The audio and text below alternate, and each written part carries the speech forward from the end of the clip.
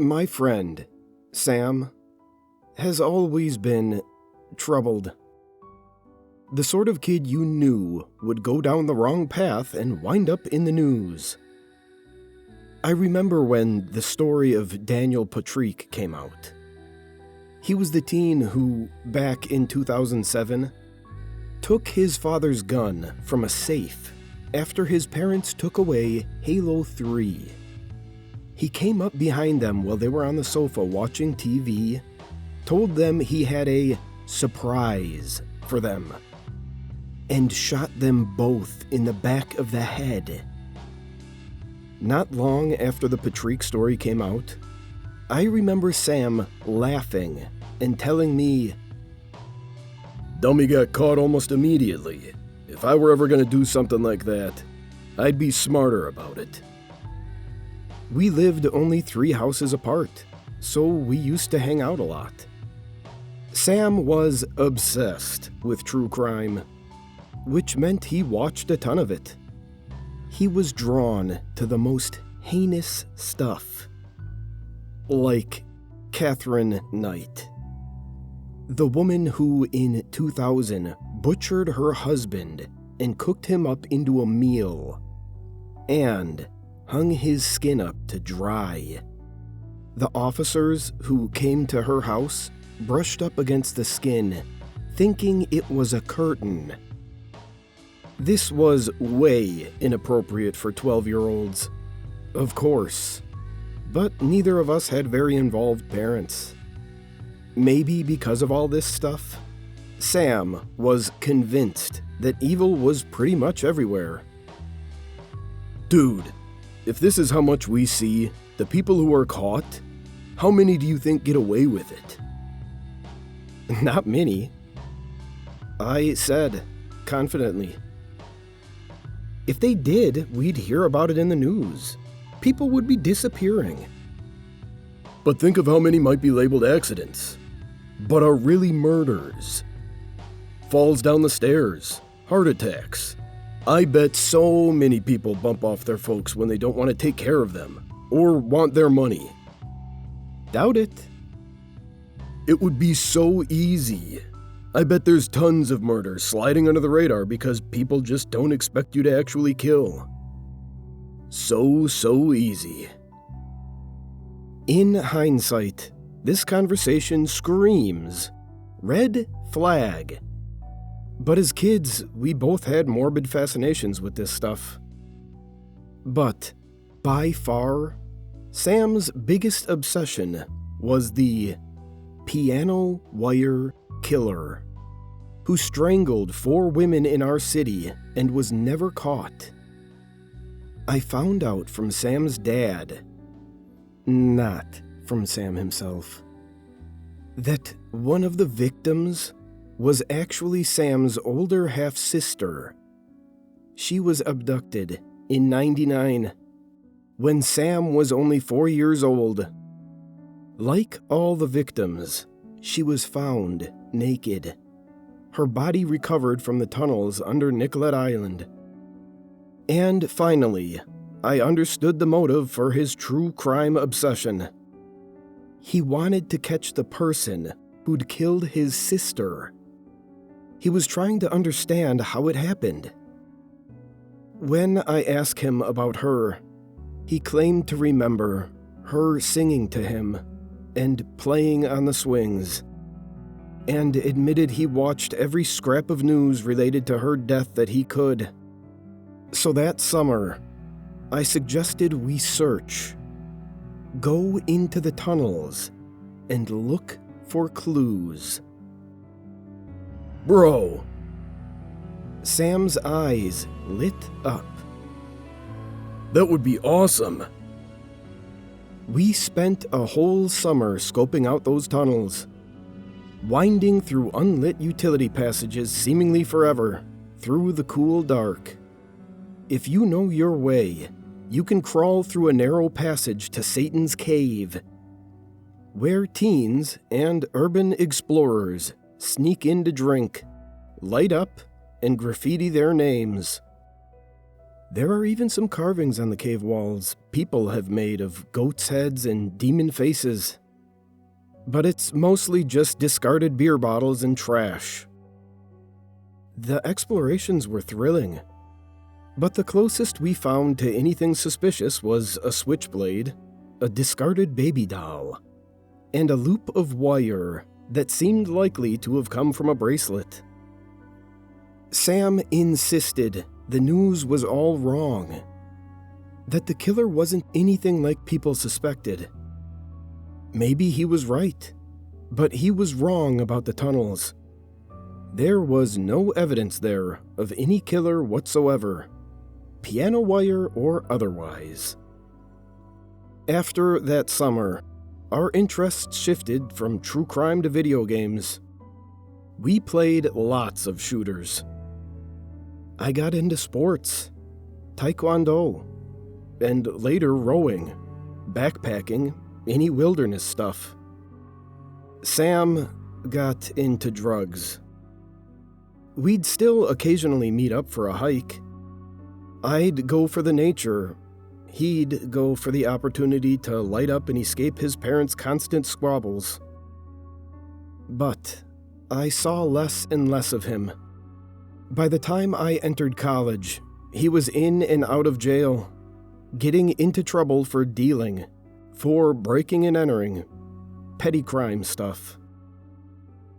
The last time I heard from him was when he called me from jail, asking me to bail him out, reminding me of what good friends we used to be, reminiscing. Hey, Rufus. Remember that summer we spent searching the tunnels? Yeah. Pretty transparent, trying to tug at my heartstrings with a bond that had wilted years ago. But I smiled anyway, because those were better times. That was awesome. We never did find much, did we? Nope. But if we searched those tunnels now, things would be different. Hey, maybe we go again once I'm out, yeah? Sure. So, I was wondering if you could do me a favor. Yeah, okay. I was a sucker. I went and bailed him out later that day. We made plans to hang out, maybe to explore those tunnels again. I knew he'd blow me off, but what can I say? He was an old friend, and I felt bad that he wound up this way. Well, my life was pretty steady.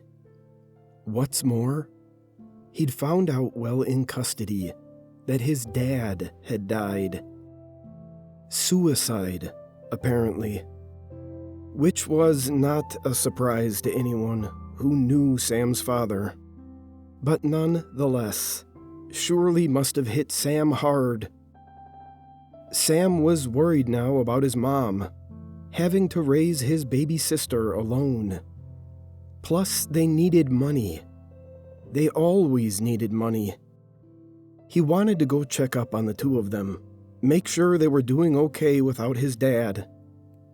I told him I was here, if he or his family needed any help. I gave him my condolences. He just smiled and told me thanks, and didn't mention his father again on the drive back. You know, they actually found new evidence in the case. He said to me when I dropped him off. Shit? Really? Yeah. The ghost of a smile. I'll tell you about it next week. But he didn't get a chance. I got a call from him 2 days before we were supposed to meet up. The call dropped before I could answer. When I tried calling him back, it rang a few times and stopped. My subsequent calls went straight to voicemail. Sam ghosting me was nothing new.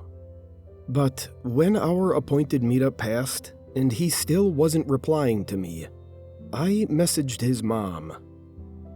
She said he'd left, ranting about the piano wire killer and the tunnels. But she thought it was just his usual talk. He was always spouting big ideas and conspiracy theories, never amounting to anything. She started to complain how she'd thrown her back out, and with him running off again, there was no one to help but Macy, his little sister. The trash and laundry were too heavy for her to lift by herself. I told her I'd come by later. But now, I was truly worried for Sam. Called, messaged, even reported my concerns to the police. But they jumped right to assuming he'd skipped town to avoid a court hearing. Which was, I admit, a pretty plausible assumption. No trace of him anywhere. Still no signal from his phone. He'd gotten out of jail, mentioned new evidence, arranged to meet me, and vanished. I decided to check the tunnels. The entrance we'd used as kids was smaller and more overgrown than I remembered. I climbed down the embankment through the brush and dry leaves, out onto the concrete ledge, and then ducked into the cool darkness of the tunnel, with its low ceiling and narrow walls. Flicked on my flashlight.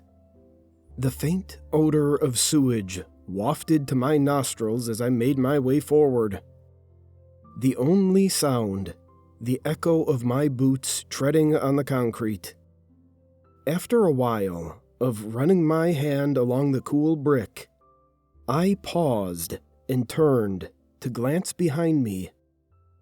The entrance had become a distant square of white light. Was this really a good idea? Well, obviously not. I might go stumbling into whatever had caused Sam to disappear. Besides which, I couldn't remember the direction to Satan's cave. And even if I did find my way in, what was I supposed to be looking for? You know, they actually found new evidence in the case. Sam's hint in our last conversation had me tugging out my phone, searching the news, and I was stunned at the headline that came up. 25 years after brutal killings, piano wire killer confesses. Whoa. Sam had seriously downplayed this. It wasn't just new evidence. The killer was actually in custody and had confessed. So where the hell was Sam then? Maybe the police were right about him skipping town, leaving his mother alone to look after his sister, me scrambling to find him, and no one to pick up the pieces from his shattered life. I sighed and headed over to help his mom take out the trash. Sam's car was in the back when I pulled up, and my spirits lifted. I was eager to chew him out for all the usual trouble. But when I got back inside, his mom told me he wasn't back yet. His car battery had died, and he left by bike a few days ago. The house was a mess, filled with empty pizza boxes, several full garbage bags, laundry piled up. Sam's mom, Eleanor, had thrown her back out, I remembered, and couldn't lift heavy things. So, without Sam, she had no one to take out the trash or carry loads of laundry beside Macy. And Macy wasn't a very consistent helper, being only 11 years old. Is that Rufus? Macy came bounding down as I was collecting the trash bags. Her nose wrinkled. It smells like ass in here. You should help your mom out more. Once I'd cleared the trash out, I was getting ready to leave when, on a sudden impulse, I went upstairs to the room Sam had been using, thinking he might have left me a hint as to where he'd gone.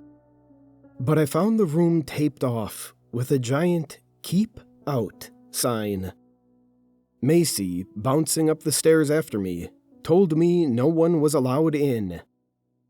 "Especially me," she added, making a face. "Well, I'm his best friend, so I'm allowed," I said, but the door was locked. Undeterred, I started opening drawers downstairs in the main room.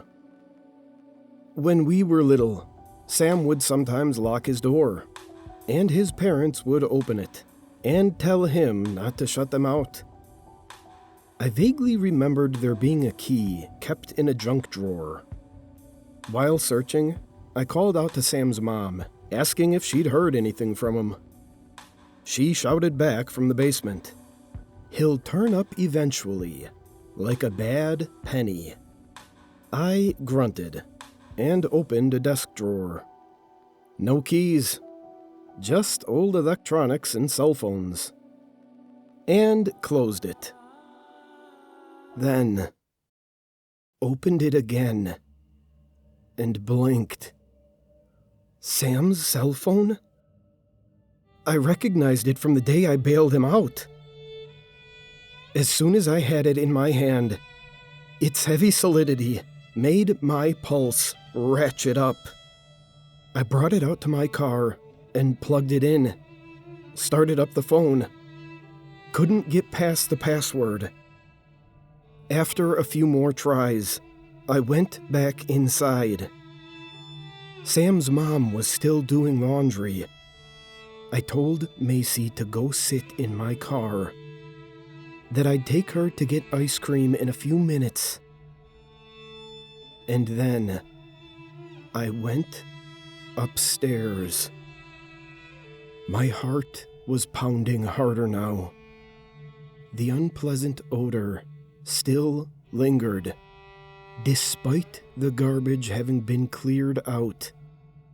Sweat pooled under my armpits as I peeled the tape off the door and put my shoulder against it.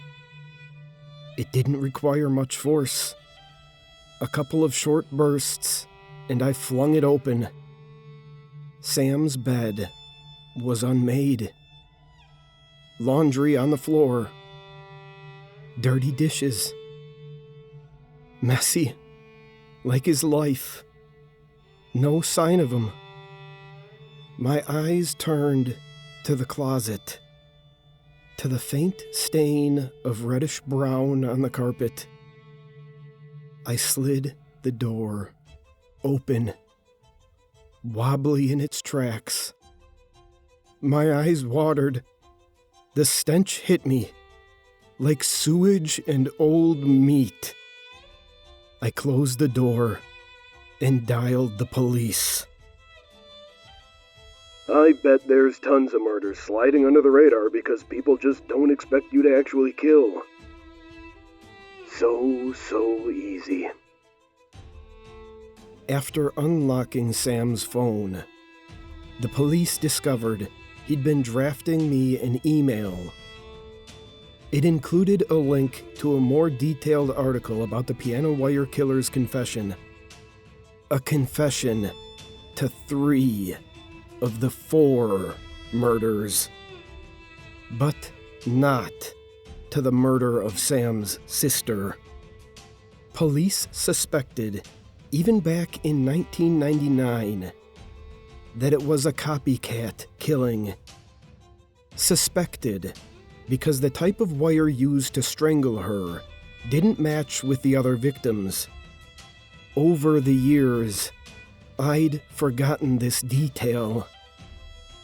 Sam never did. His mom was still downstairs when the police arrived, and I showed them his body, tucked into the closet and curled as if asleep. but rotting, leaking. Only later would the pieces fall into place. That even as a child, he'd suspected his mother of murdering the half-sister who was born from another woman. That the entire summer we'd explored the tunnels, that's what he was really looking for. Evidence to connect his mother to her death. We found nothing back then. But these past weeks, the piano wire killer's confession brought it all back. A confession Sam's father likely read. But by the time Sam got out of custody, his father was dead.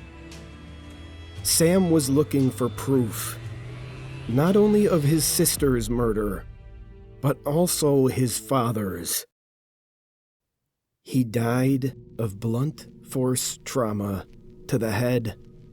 Unlike his sister's or father's deaths, which were planned carefully enough, even now, it was hard to prove them. Police seem to think his was improvised. Perhaps he confronted his mother, or perhaps she caught him snooping. She likely threw her back out trying to move his body. Sticking him in the closet and sealing the room was a stopgap measure. But even so, she might have gotten away with it. And I might have assumed he was still out in the world somewhere, running into trouble like always. If I hadn't seen his phone. It would be so easy. I never knew when he said this that he was voicing suspicion about his own mother. No wonder his worldview was so bleak. His sense of people one of constant mistrust. He didn't confide in anyone, not even me. But I'm glad the truth is finally out. I just wonder how many deaths, how many assumed accidents, how many heinous misdeeds go flying under the radar like he says. I'm worried that my best friend has always been right. And it's so much more than we realize.